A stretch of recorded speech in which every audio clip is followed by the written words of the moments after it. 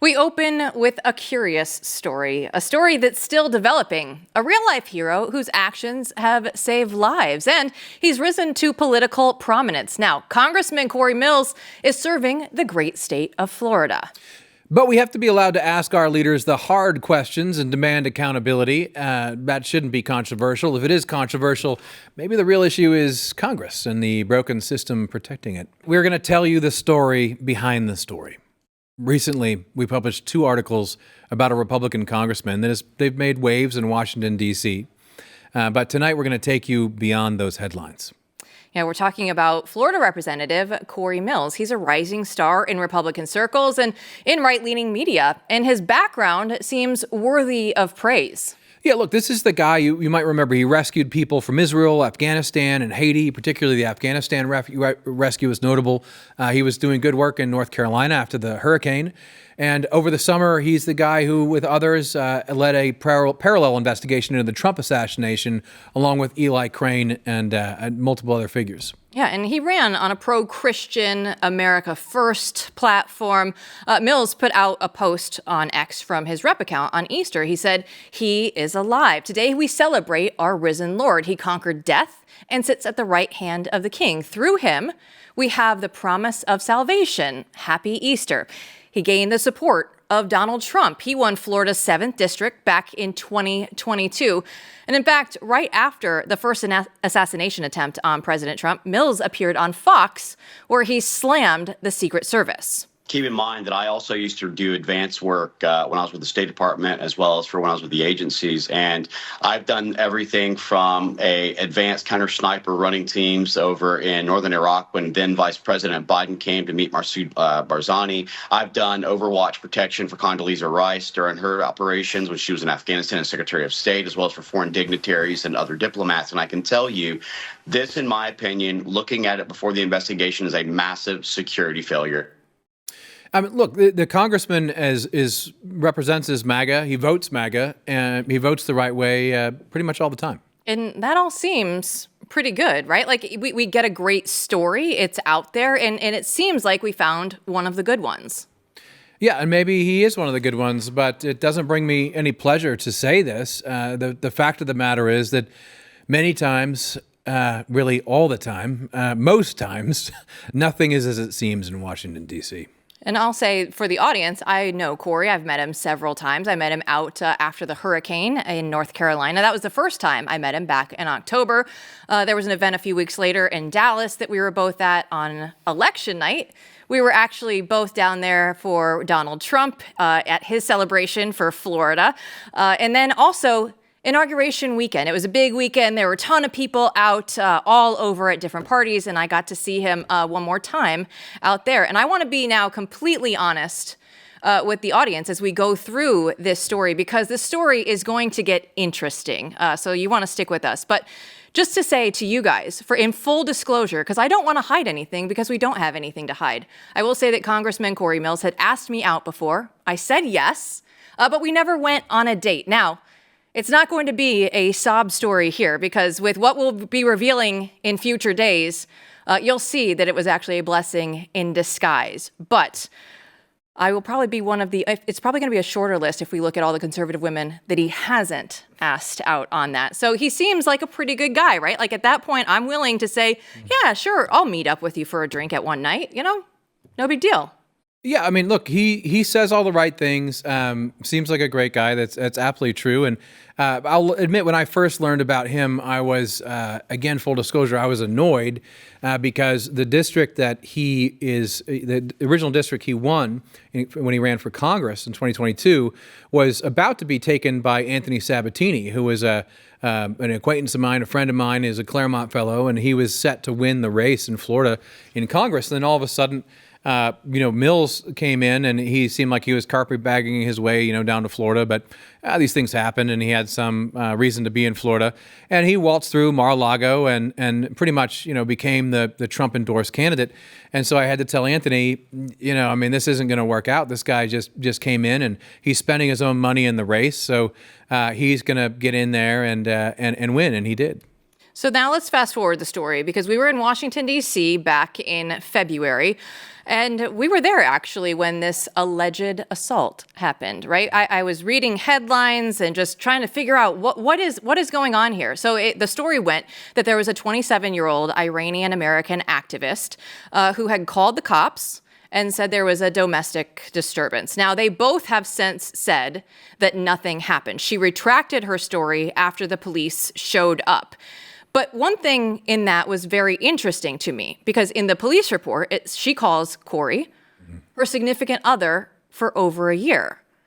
Well, that set something off in my brain, because if we go back to North Carolina, we were in the helicopter flying back to get out to go there on the airplane, and nobody is asking the congressman about his personal life the very first day that we met him, right? He just offered information up, though, and I thought this was very interesting. He said, I'm completely single, there's absolutely no one in my life, and I'm very lonely. Which There's I thought multiple people in the helicopter, right? There's multiple you people. just, Yeah, there's you probably just said that out loud. 6 or 7 people on this helicopter, and I'm thinking, okay. And I know that he said this to other people before, so I don't think anything of it until we get to this February incident. And I thought, man, this guy was so adamant that he was single. Now, I'm not a math major here, but I do know that February and October, going backwards, that's not over a year. She had been in his life the whole time. So I thought, man, if he's lying about this, if he claims to be the Christian that he claims to be, that is one very big, bold-faced lie. Yeah, and I mean, it's the sort of thing where, again, like you all see where this leads, but okay, so he's saying, this kind of stuff, and he's actually not single, but it goes beyond that, because this police report comes out because the girlfriend, or the woman who says, I've been his significant other for over a year, calls the cops on him, has bruises, says that she is, she's been assaulted. The police report anyway, reports of it say that they can hear him telling her to change her story. She does change her story, and they both agree now, and they both say now, look, nothing really happened. But there were a lot of people in Washington, even on his staff, who were shocked that he was still married, and that kind of came out because of this incident. And you read these things, you don't know who's right or wrong, but it made waves, and people were saying, what's going on with this guy? What's going on with this thing? There were bruises, were there not? What happened? But a lot of people realized from this, he's still actually negotiating the divorce from his wife. He's still actually married, and he's going around saying he's not. Okay, right? Okay. Yeah, so I just kept following along with this story. Then, as one would, right, there's people in my life that I know that are now in the news all the time. And so then one of these comments on X got me to start looking even further, because somebody said, if you think this is bad, you should go look at the marriage certificate. So I went and looked at the marriage certificate. And Cory Mills is married to Rana Al-Sadi. And okay, that's fine. It's their second marriage, it says, for both of them. And then I thought, that's interesting. It says a mom there. No big deal, right? Like, okay, she's from Iraq. That's probably what happened. So then I said, you know what? My brain couldn't let it go. So then I said, let me just Google the imam's name. It's Muhammad Al-Hanuti. So I Google the imam's name. This is where we start to get into some really of the interesting stuff, because he's not just an imam, he's actually the mufti of DC, the religious leader, right? He's basically a cardinal of the Catholic Church. Yeah, he was in 2014 when they got married. So it turns out that the woman he's still married to, going through divorce proceedings, and him get married in this mosque. And you Googled it and found out a little bit about the mosque. Yeah, so it's not just any ordinary mosque either, right? It's not an ordinary imam, it's not an ordinary mosque. It's actually what we normies would all refer to as the Al-Qaeda mosque. Now, it's Dar al-Hijra Islamic Center in Falls Church, Virginia. And MP, this has a very storied history there. Yeah, this is a place that has, some of the 9/11 hijackers were there, but the guy who married him is an unindicted co-conspirator in the First World Trade Center bombing, very tied to the Brotherhood, Muslim Brotherhood, and Hamas. This place has been on an FBI watch list for a long time. So, this is very interesting information. Maybe there's an explanation, but the way we got here is because you found this and a few other things. and drove over to my house. Yes, we eventually get an article, which everybody has to go to theblaze.com and read. There are actually 2 articles out about this right now. But yeah, I went over to your house. I said, I found some interesting documents, right? There's enough there that makes this just not an ordinary story. There was something unique about this. There was some reason, like in my brain, I just thought, this isn't adding up to just satisfy whatever thoughts I had in my head, that this is all just well and good. Yeah, and it was pretty hilarious. I mean, you had already done a bit of research, and just kind of stuck out of the blue. And I'm looking at it thinking, okay, well, this is just weird. There's a lot of questions here that should be answered, because there are serious and bizarre, facts and contradictions, and it was clearly worth asking questions. And let me just tell you something here to everyone at home. I don't like being in a box where I can't ask questions of people on my own side. I don't believe in that. That's not the way I do business. That's not the way that Blaze News is going to do business. So, I kind of saw this like, this is strange. Like, why doesn't anyone ask these questions? Why haven't anyone talked about this in public before? And it fits. I've been thinking this whole year, we need to smash the bubble of conservative media and the way it works, because we need to be transparent and ask legit questions of everyone. And we need to make sure we have the leaders we need in Congress. We don't have a lot of time to save America. So I never have a problem asking questions of Republicans, as if they deserve it. Like we go further and we go farther and deeper. So here's all we did. I said, okay, this is very strange. This congressman got married in 2014 in the Al-Qaeda mosque with a guy who's a radical Muslim. Pretty much everyone in America kind of knew that at the time. Maybe somehow he didn't. Maybe there's, an explanation. But also he's always represented himself as Christian, at least Catholic or Protestant, depending on the time. And so you're kind of wondering, did you convert? You must have had to convert. To Muslims are not going to allow a Christian man to convert someone else, to marry a Muslim woman. So this is very strange, right? Obvious questions.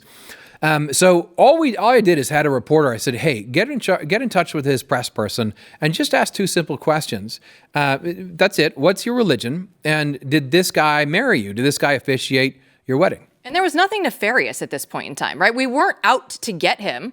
I just found information and I said, well, there's something interesting about this, right? It doesn't add up to the person that he portrays himself to be and the information that is presented. So let's ask questions and get some answers. Yeah, and you have to read this article. I mean, if they show it on screen here, Representative Cory Mills explains why he's married by a radical Islamic cleric. So all we did is ask those questions. I mean, how is it controversial? What's your religion, and did this guy marry you?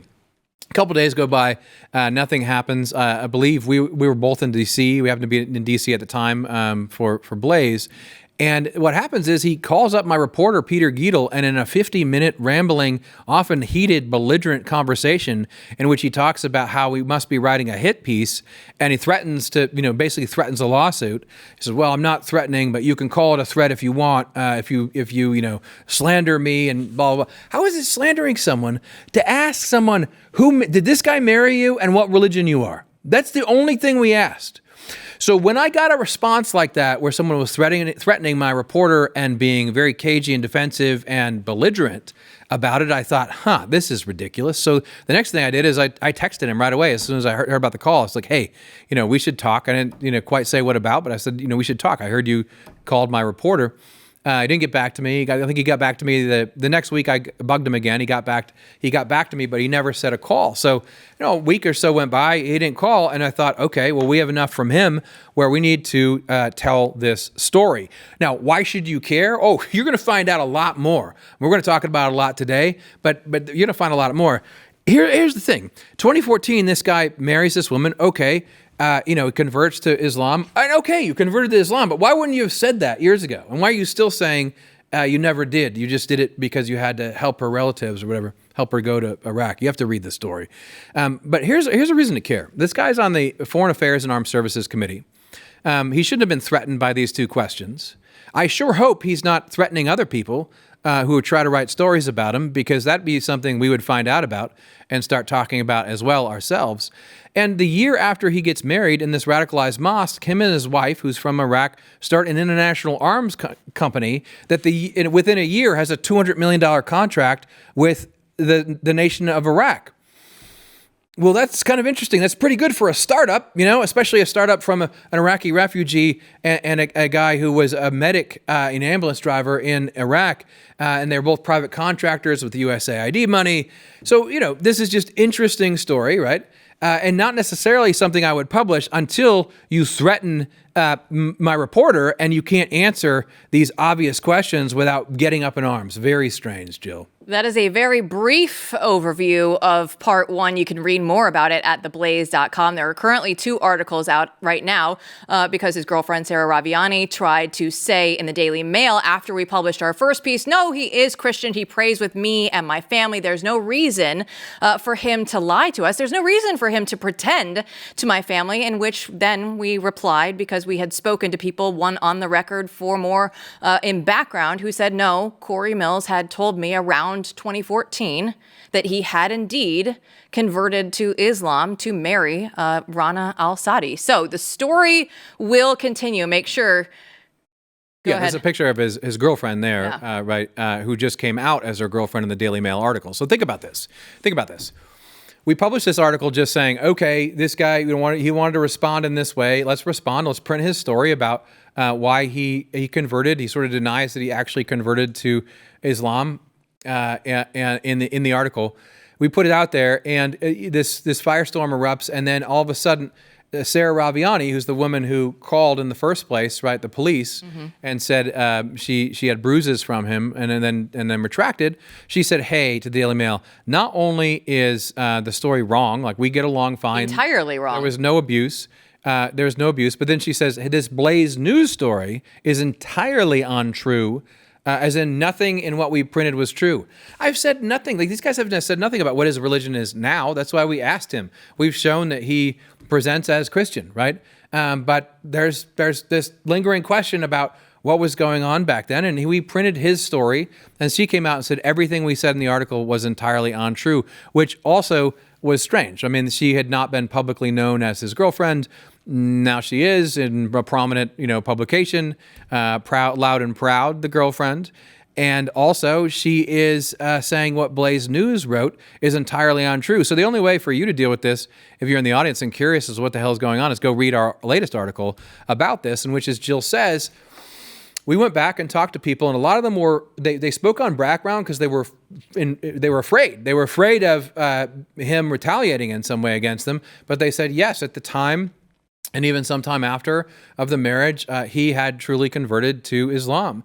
And one of them is on the record, Max Woodside. He was his unit leader in Iraq for some time. And he said, yeah, Cory, he told me that he converted and became a Muslim.